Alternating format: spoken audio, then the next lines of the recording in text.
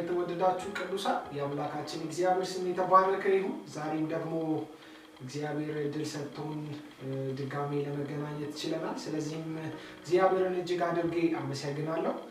ያው አሁን ሁላችንም እንደሚታወቀው ሎክዳውን ላይ ነው ያለነው። ከቤት እየወጣን አይደለም። ብዙ መንፈሳዊ ህብረቶችን ለማድረግ የሚመች አይነት ሁኔታ የለም። ቢሆንም ግን በየቤቶቻችሁ እግዚአብሔርን ፊት በመፈለግ እንድታሳልፉ እመክራለሁ። መጽሐፍ ቅዱሳችን ሲናገር እንደሚል ጎልማሳ መንገዱን በምን ያቅናል? ቃልህን በመጠበቅ ነው እንደሚል። ቃሉን ለመጠበቅ ደግሞ ቃሉን ማወቅ፣ ያወቅነውን ቃል ደግሞ ለመጠበቅ ግዴታ ቃሉን ሜዲቴት ማድረግ ስለሚጠበቅብን በየቤቶቻችን ባለንበት ጊዜ የእግዚአብሔርን ቃል እንድናስብ እንድናሰላስል የከበረ መልእክቴን አስተላልፋለሁ። ዛሬ እንድንነጋገርበት ወይም ደግሞ ዛሬ በዚህ ሰዓት ላይ እንድንመካከርበት የምፈልገው ሀሳብ በማርቆስ ወንጌል ምዕራፍ 6 ቁጥር 35 እስከ 44 የሚገኘው ሀሳብ። ይሄን ሀሳብ ከአሁን በፊት ብዙ ሰባኪዎች አስተምረውናል። ብዙ እኛ ራሱ ባገኘነው እድል በጣም ብዙ ጊዜ ከፋፍለን ልናየው የሞከርነው ክፍል። ይህንን ክፍል እንደዚህ እናነበዋለን። የማርቆስ ወንጌል መጽሐፍ ምዕራፍ 6 ቁጥር 35 እስከ 44 በዚያን ጊዜም ብዙ ሰዓት ካለፈ በኋላ ደቀ መዛሙርቱ ወደ እርሱ ቀርበው ቦታው ምድረ በዳ ነው፣ አሁንም መሽቷል፣ የሚበሉት የላቸውም፣ በዙሪያው ላሉ ገጠሮችና መንደሮች ሄደው እንጀራን ለራሳቸው እንዲገዙ አሰናብታቸው አሉት። እርሱ ግን እናንተ የሚበሉትን ስጧቸው አላቸው። ሄደን እንጀራ በ200 ዲናር እንግዛላቸውን? እንዲበሉ እንስጣቸውን አሉት። እርሱም ስንት እንጀራ አላችሁ? ሂዱና እዩ አላቸው። ባወቁም ጊዜ አምስት እንጀራ እንዲሁም 2 ዓሣ አለን አሉት እያለ ታሪኩ ይቀጥላል። እኔ የምፈልገው በዋናነት ያለው ሀሳብ የሚገኘው ቁጥር 36 ላይ ነው። እናንተም የሚበሉትን ስጧቸው አላቸው ካለ በኋላ ሄደን እንጀራ በ200 ዲናር እንግዛላቸውን? እንዲበሉ እንስጣቸውን አሉት። እርሱም ስንት እንጀራ አላችሁ አላቸው ይላል። ዛሬ እንድንነጋገርበት የምፈልገው ሀሳብ እዚህ ላይ ያተኩራል፣ እዚህ ላይ ያጠነጥናል። ዛሬ በእጃችሁ ምን አለ የሚል አንድ ሀሳብ ላይ እናወራለን። የምትችሉ ሰዎች ማስታወሻ እየያዛችሁ እንድትሰሙኝ አበረታታለሁ። በመጀመሪያ ዛሬ እንድንነጋገርበት የምፈልገውን ይህንን ሀሳብ ከማየታችን በፊት ስለ ወንጌላት አጭር ግንዛቤ ሊኖረን ይገባል ብዬ አምናለሁ። ወንጌላትን መረዳት በራሱ በጣም መሰረታዊ ነገር ነው ብዬ ስለማምን በመጀመሪያ ወንጌል ማለት ራሱ ምን ማለት ነው? ወንጌል ማለት ዮአ እና አጌሎ ከሚል ሁለት የግሪክ ቃላቶች የመጣ ሲሆን ዮአ ማለት ዜና፣ አጌሎ ማለት ደግሞ መልካም እንደማለት። በአንድ ላይ ዮአጌሎ ማለትም መልካም ዜና እንደማለት። ይህንን መልካም ዜና በብሉይ ኪዳን ጊዜ የነበሩ ሰዎች ከጦርነት ድል አድርገው ሲመለሱ የሆነ የተሰጣቸውን ግዳይ ሲጠይቁ ያንን ሁኔታ ለማብሰር ሊጠቀሙበት የነበረው ሂደት እንደነበረ መጽሐፍ ቅዱሳችን ያስረዳል። በአዲስ ኪዳን ስንመጣ ደግሞ ወንጌል ስለ ልጁ ስለ ኢየሱስ ክርስቶስ የሚተርክ ሀሳብ እንደሆነ መመልከት እንችላለን። ታዲያ ወንጌል ስለ ክርስቶስ ወይም ስለ ልጁ የሚተርክ ከሆነ ለምን የማቴዎስ፣ የማርቆስ፣ የሉቃስ እና የዮሐንስ ወንጌል ተብሎ በአራት ሊከፈል ቻለ የሚል አንድ መሰረታዊ ጉዳይ ማንሳት አለብን ብዬ አስባለሁ። ለመግቢያ ያክል አራቱ ወንጌላት የነበራቸውን መልእክቶቹ የተጻፉበትን ዓላማና ሲያተኩሩበት የነበረው ጉዳይ፣ ለምሳሌ የማቴዎስ ወንጌል ትኩረቱ ምን ነበረ? የማርቆስ ወንጌል ትኩረቱ ምን ነበረ? የሉቃስ ወንጌል ትኩረቱ ምን ነበረ? ከዛስ ደግሞ የዮሐንስ ወንጌል ትኩረቱ ምን ነበር የሚለውን መሰረታዊ ጉዳይ ብናይ አበረታታል። በመጀመሪያ የምናገኘው የማቴዎስ ወንጌል የተጻፈበት ዋና ትኩረቱ ኢየሱስ ክርስቶስ ሕግንና ነቢያትን የሚፈጽም ጻድቅ፣ አዲስ ኪዳንን የሚሰጠን ሁለተኛ ሙሴ፣ ትንቢት የተነገረለት የብሉይ ኪዳኑ መሲህ ስለሆነ ኢየሱስ ክርስቶስ በእነዚህ 3 ምክንያቶች ሊነግስ የሚገባው የአይሁድ ንጉሥ መሆኑን አጽንኦት ሰጥቶ ይናገራል። ኢየሱስ ክርስቶስ ሕግንና ነቢያትን የሚፈጽም ጻድቅ የነበረ ሰው፣ ከዛ በኋላ ደግሞ ከሱ ከፍ ስንል አዲስ ኪዳንን የሚሰጠን ሁለተኛው ሙሴ በሲና በብሉይ ኪዳን የነበረውን የብሉይ ኪዳኑን ሕግ እንደተቀበለ አዲስ ኪዳንን የሚሰጠን ደግሞ ሁለተኛው ሙሴ ነው።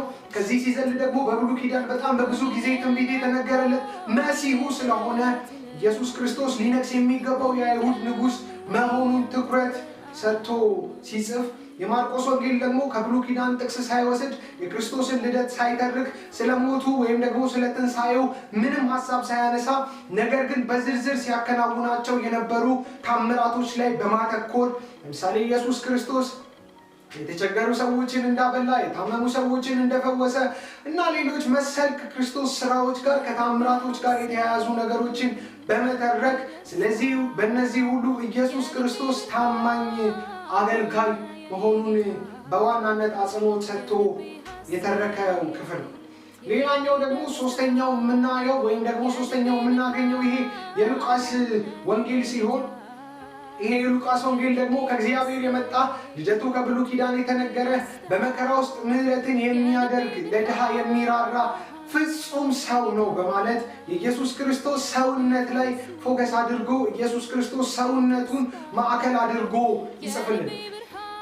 ሌላ ሶስተኛ የምናገኘው ሌላ አራተኛ ላይ የምናገኘው ደግሞ የሐዋርያው ዮሐንስ መልእክት ቅዱስ ዮሐንስ እንደጻፈው እሱ ደግሞ ክርስቶስ የእግዚአብሔር ልጅ በመሆኑን እንዲያምኑና አምነውም የዘላለም ሕይወት እንዲኖርላቸው ሲያስብ ይህንን የዮሐንስ ወንጌልን ይጽፍልን። በአጠቃላይ እነዚህ አራቱ ወንጌላት የየራሳቸው የትኩረት አድማስ አላቸው። የማቴዎስ ወንጌልን ስንመለከት የትኩረት አድማሱ ስለ ክርስቶስ ንግስና ማውራት ወይም ደግሞ ኢየሱስ ክርስቶስ ሊነግስ የሚገባው የአይሁድ ንጉሥ መሆኑን ማውራት ላይ ትኩረት ሲያደርግ፣ የማርቆስ ወንጌል ደግሞ ኢየሱስ ክርስቶስ በሰራቸው ታምራቶች ላይ በማተኮር ኢየሱስ ክርስቶስ ታማኝ አገልጋይ ነው ይለናል። ሌላው ሶስተኛው የሉቃስ ነው። ሐኪሙ ሉቃስ ደግሞ የጻፈው የሉቃስ ወንጌል ደግሞ ዋና ትኩረቱ ኢየሱስ ክርስቶስ ሰውነቱ ላይ ነበረ። ሰውነቱም ከታማኝ አገልጋይነቱም ከንግስናውም በዘለለ መለኮት መሆኑን ደግሞ በዮሐንስ ወንጌል ተጽፎ እናገኘዋለን። በአጠቃላይ በአራቱ ወንጌላት ውስጥ አሁን ወደ ምፈልግላችሁ ሐሳብ እየተጠጋው ስለሆነ እነዚህን አሁኖቹን ሐሳቦች እንደጻፋችኋቸው ተስፋ አደርጋለሁ። በአጠቃላይ በእነዚህ በአራቱ ወንጌላት ውስጥ ወደ 36 የሚጠጉ ተአምራቶች ተዘግበው ይገኛሉ። እነዚህ በወንጌላት ውስጥ በአራቱ ወንጌላት ውስጥ በአጠቃላይ በአራቱ ወንጌላት ውስጥ የተጠቀሱት እነዚህ 36 የሚሆኑ ተአምራቶች በአራት ነገሮች ላይ ይከፋፈላሉ። የመጀመሪያው ከልዩ ልዩ ደዌ የተፈወሱ ሰዎች ናቸው። ይህንን ለምሳሌ ያክል ካነሳን ከዮሐንስ ወንጌል ውጪ በሶስቱ ወንጌላት ላይ የተገለጠችው ለ38 ዓመት ደም ሲፈሳት የነበረችው ነገር ግን የልብሱን ጫፍ ነክታ የተፈወሰችው ሴት፣ በማርቆስ ብቻ የተዘገበው የቤተሳይዳው አይነ ስውር የነበረው፣ እንዲሁም በዮሐንስ ወንጌል ምዕራፍ 9 ቁጥር 1 ላይ ብቻ የሚገኘው ከመወለዱ ጀምሮ እውር የነበረውን ልጅ ስለመፈወሱ፣ እነዚህንና መሰል ከበሽታ ጋር የተያያዙ ፈውሶችን በተመለከተ የተዘረዘሩ ታምራቶች በሙሉ ኢየሱስ ክርስቶስ በዚህ ምድር በተመላለሰበት ጊዜ በእነዚህ በአራቱ ወንጌላቶች ውስጥ ከተገለጹት ከልዩ ልዩ ደዌ የተፈወሱ ሰዎች ውስጥ ይካተታል። ሌላ ሁለተኛው ደግሞ አጋንንት የወጡላቸው ሰዎች ናቸው። በሶስቱ ወንጌላት የወጡ ጋኔን ስለወጣለት ልጅ የሚናገረው፣ ጋኔን ያደረበት በጨረቃ በተነሳ ቁጥር ይጥለው የነበረው ልጅ እና ሌላ ብዙ ከአጋንንት ስርዓት ነፃ የወጡ ሰዎችን የሚያተኩረው የተአምር ክፍል ደግሞ አጋንንት የወጡላቸው ሰዎች የሚገኙበት የተአምር ክፍል ነው። ሌላው ደግሞ ሙታን በማስነሳት ኢየሱስ ክርስቶስ በዚህ ምድር በተመላለሰበት ጊዜ ታምራትን አድርጓል። ለምሳሌ ሙታንን በማስነሳት ከዮሐንስ ወንጌል ውጪ በሶስቱ ወንጌላት ላይ የተጻፈው ሁላችንም ደግሞ የምናውቀው የኢሮስ ልጅ ሞታ ኢየሱስ ክርስቶስ እንዳስነሳት ስለ አልዓዛር፣ ከዛ ደግሞ ስለ መበለቲቱ ልጅ እናገኛለን። እነዚህ አጠቃላይ የተዘረዘሩት እነዚህ ሶስቱ ታምራቶች ደግሞ ኢየሱስ ክርስቶስ በዚህ ምድር ሲመላለስ ሙታንን በማስነሳት ያሳየው ታምር። ሌላው አራተኛው ከሚከፈልበት ክፍል አራተኛው ኢየሱስ ክርስቶስ በተፈጥሮ ላይ የተገለጠው ተአምራት ነው። ይሄ ዛሬ እንድንነጋገርበት የፈለኩት የማርቆስ ወንጌል ምዕራፍ 6 ከቁጥር 35 እስከ 44 ያለውን ሐሳብ ጨምሮ ሌሎች በርካታ ሐሳቦች፣ ለምሳሌ ያክል ኢየሱስ ክርስቶስ በውሃ ላይ የተራመደበት፣ ከዚህ 5000 ካበላበት በኋላ 4000 ሰው ያበላበት፣ ነፋሳትን የገሰጸበት እና ሌሎች በርካታ ተአምራቶች ደግሞ ኢየሱስ ክርስቶስ በተፈጥሮ ላይ የገለጣቸውን ተአምሮች ያሳያል። ግን ተአምር ስንል ምን ማለታችን? ተአምር ማለት በአድራጊው ላይ ተአምር ማለት አድራጊውን የሚያጎላ ልዩ የሆነ ድርጊት ማለት ነው። ኢየሱስ ክርስቶስ ማዕበሉን ሲገስጸው ከሱ በፊት የነበሩ ሰዎች ማዕበል ገስጸው አያውቁም። እንዴት እንደሚገስፉ ያውቃሉ፣ እንዴት መሻገር እንዳለባቸው ያውቃሉ። ነገር ግን ማዕበል ቢመጣ ወየው ከማለት ጠፋን ከማለት ውጪ የሚያውቁት ጉዳይ የለም። ልክ ኢየሱስ ክርስቶስ መጥቶ ማዕበሉ ሲገስጸው ውስጥ ያሉት ሰዎች እንደዚህ አሉ፣ ይሄ ማዕበል እንኳን የሚታዘዝለት ማን ነው አሉ። አሁን የነዚህ ሰዎች ተአምር እንዲሆን ያደረገው ጉዳይ አንደኛ ልዩ መሆኑ ነው። ከዛ በኋላ ደግሞ ፎከሱ ኢየሱስ ላይ ነበር የነበረው። ክብር ለኢየሱስ ይሁን፣ ኢየሱስ ይባረክ። እና ዋናው ትኩረቱ ዋናው ትኩረት ተአምር አድራጊውን ማድመቅ ነው። ዋናው የተአምር ትኩረቱ ተአምር አድራጊውን ማድመቅ ነው። እና በእነዚህ 4 ክፍሎች ውስጥ የተከፋፈለ ተአምር ኢየሱስ ክርስቶስ ያደረገው ተአምር በእነዚህ 4 ክፍሎች ውስጥ ይከፈላል። ድጋሜ ላስታውሳችሁ፣ ሰዎችን ከደዌ በመፈወስ የተገለጠ ተአምር አለ። ከዛ ውጭ አጋንንትን በማስወጣት የተገለጠ ተአምር አለ። ከዛ ከፍ ሲል ደግሞ ሙታንን በማስነሳት የተገለጠ ተአምር አለ። እዛ በአራተኛ ላይ ደግሞ የምንመለከተው በተፈጥሮ ላይ የተገለጡ ተአምራቶች አሉ። ዛሬ የምንነጋገርበትን በእጃችሁ ምን አለ የሚለውን ሐሳብ የተነሳውበት ጥቅስ ይሄ የማርቆስ ወንጌል ምዕራፍ 6 ከቁጥር 35 እስከ 44 ያለው ቃል በጣም በሚደንቅ ሁኔታ በጣም ደስ እያለኝ ይሄንን ነገር ሳገኝ በጣም ደስ እያለኝ እንዲሆን ያደረገው ከተገለጹት ከነዚህ 36 ተአምራቶች መካከል ብቻውን በአራቱ ወንጌላት ላይ የተገለጠው ይሄ የማርቆስ ወንጌል በምዕራፍ 6 ከቁጥር 35 ላይ ያለው ሐሳብ ነው። ይሄ ሐሳብ በማቴዎስ ወንጌል ምዕራፍ 16 ከቁጥር 15 እስከ 20 እንዲሁም በዮሐንስ ወንጌል ምዕራፍ 6 ከቁጥር 5 እስከ 13 ላይ ተጽፎ እናገኘዋለን። እንዲሁም በሉቃስ ወንጌል ምዕራፍ 7 ላይ ይገኛል። ይሄ ቃል በአራቱ ወንጌላት ላይ ይገኛል። ከነዚህ ከተጠቀሱት ከ36 ተአምራቶች ማቴዎስ ወደ 20 የሚጠጉ ተአምራቶችን ጽፏል። ማርቆስ ወደ 18 የሚጠጉ ተአምራቶችን ሲጽፍ ሉቃስ ደግሞ 20 የሚሆኑ ተአምራቶችን ጽፏል። ከዛ በኋላ ደግሞ በጣም በሚያስደንቅ ሁኔታ ቅዱስ ዮሐንስ ሐዋርያው ዮሐንስ የጻፈው 8 ተአምራቶችን ብቻ ነው። ኢየሱስ ክርስቶስ ካደረጋቸው 36 ተአምራቶች የጻፈው በዮሐንስ ወንጌል ላይ ተጽፎ የምናገኘው 8 ተአምራት ብቻ ነው። ዛሬ አንድ ጥያቄ ጠይቃችኋለሁ። በእጃችሁ ምን አለ? የተነሳውበትን ቃል ደግሜ ላምኑ። ቦታው ምድረ በዳ ነው፣ አሁንም መሽቷል፣ የሚበሉትም የላቸውም። በዙሪያው ወዳሉ ገጠሮች መንደሮች ሄደው እንጀራ ለራሳቸው እንዲገዙ አሰናብታቸው አሉት። እርሱ ግን መልሶ እናንተ የሚበሉትን ስጧቸው አላቸው። ሄደን እንጀራ በ200 ዲናር እንግዛላቸውን እንዲበሉ እንስጣቸው አሉት። እርሱም ስንት እንጀራ አላችሁ? ሂዱና እዩ አላቸው። ዛሬ ህይወታችሁን የሚሞግት ቃል ይዤላችሁ እመጣለሁ። ህይወታችሁን ልሞግታችሁ ፈልጋለሁ። በእጃችሁ ምን አለ? ኢየሱስ ክርስቶስ ቢልካችሁ፣ ነገ ጥሪ ብትሰሙ፣ ነገ እግዚአብሔር ውጡ የሚል አንድ መልእክት ቢሰጣችሁ በእጃችሁ ምን አለ? ትውልድ የሚበላው ነገር እናንተ እጅ አለ። እኔ ምንም ሊሆን ይችላል፣ እሱ የኔ ጉዳይ አይደለም። ግን ዛሬ በእጃችሁ ያለውን ጉዳይ እንድታውቁ አንድ የግሌን መልእክት ልሰጣችሁ እወዳለሁ። በጣም ደስ ይለኛል ይሄንን ሐሳብ ሳጠና። በዮሐንስ ወንጌል ይሄ ቃል እንደነገርኳችሁ የሚገኘው በዮሐንስ ወንጌል ምዕራፍ 6 ላይ የሚገኛል። በማርቆስ ወንጌል ምዕራፍ 6 ላይ የሚገኛል። በሉቃስ ወንጌል ምዕራፍ 7 ላይ ይገኛል። በማቴዎስ ወንጌል ምዕራፍ 14 ላይ የሚገኛል። ግን በጣም የምደነቅበት በዮሐንስ ወንጌል ምዕራፍ 6 ቁጥር 6 ላይ ያለው ቃል ነው። እንደዚህም አለ ኢየሱስም ሊያደርግ ያለውን ያውቅ ነበርና የሚል ቃል አለ። በጣም ደስ ይለኛል ይሄ ቃል ነፍሴን ነው ያረካል። ኢየሱስም ሊያደርግ ያለውን ያውቃል። ኢየሱስ ክርስቶስ እንደኔና እንደናንተ በመጣብን ማዕበል ውስጥ የሚጨነቅ አይነት አምላክ አይደለም።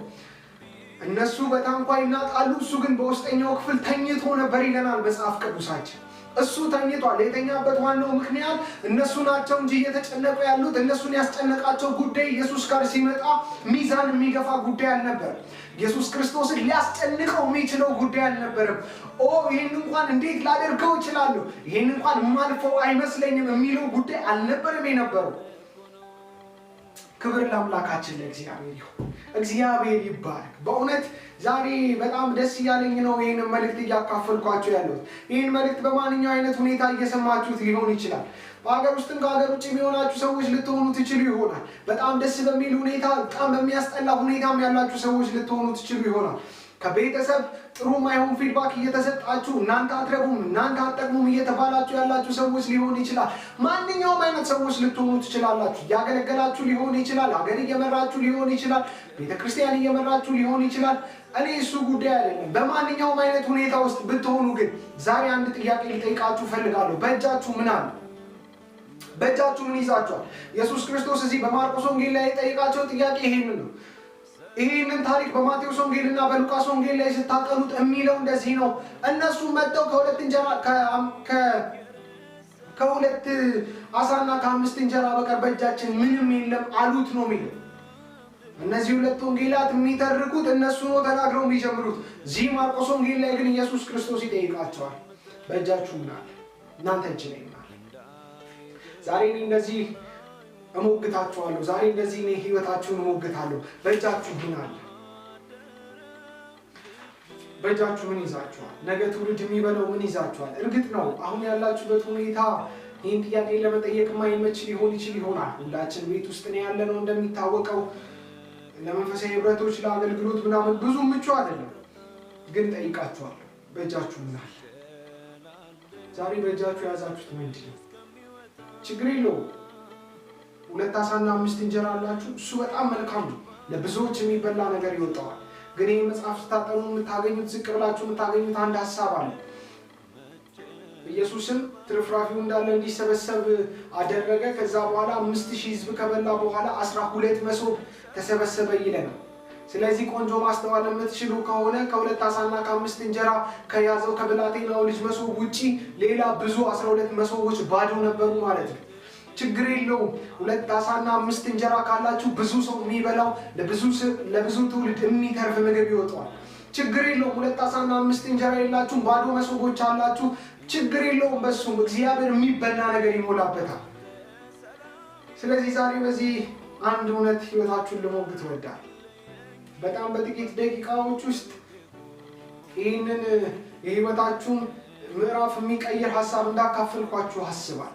ዛሬ በእጃችሁ ምን አለ? በእጃችሁ ምን ይዛችኋል? ውስጣችሁ ምን እያሰበ ነው? ነገ ስታስቡ ምን ታስባላችሁ? ምን አይነት እንቅስቃሴ ነው መንቀሳቀስ የምትፈልጉት? ስለዚህ ዛሬ ህይወታችሁን ልሞግት። በእጃችሁ ምን አለ?